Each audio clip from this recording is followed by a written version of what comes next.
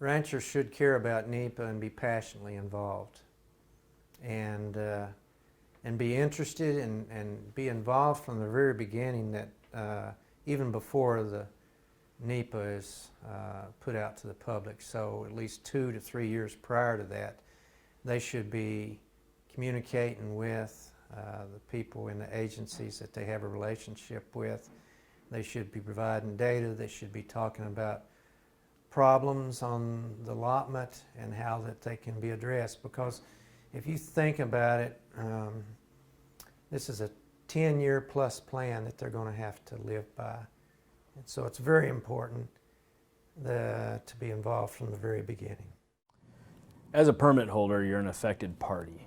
So whatever outcome of a NEPA decision that concerns like a grazing operation that you may hold a permit on, that affected party, you need to be within that process from day one. So you need to be engaged, you need to be providing information, you need to be helping craft the proposed action, and you need to be having that communication with the agency folks throughout the whole process. You can provide information informally as you do year to year, or you can do it in writing. You can provide monitoring documents, or you can also just provide insight that you may have from your personal perspective by working on that ranch. All right, Mike, why is it important for ranchers to engage in the NEPA process from the start of a project?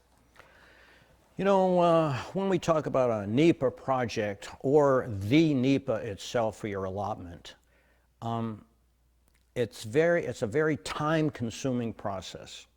There's no room for delays or turnarounds to go back. So right from the very beginning of that project, you've got to be spot on with the direction that you're going. You've got to be very certain of what your objectives are, what the goals are, so that everybody's going in the same direction. Well, it's important for the rancher to get the correct and proper information in the system. That's the important part. And so it's whether it's a monitoring to go out and collect the data, it's important that that rancher, and it's for his or her best interest, to make sure that the proper and correct information is in that file for that particular allotment. And that's why it's critical for that person to be involved.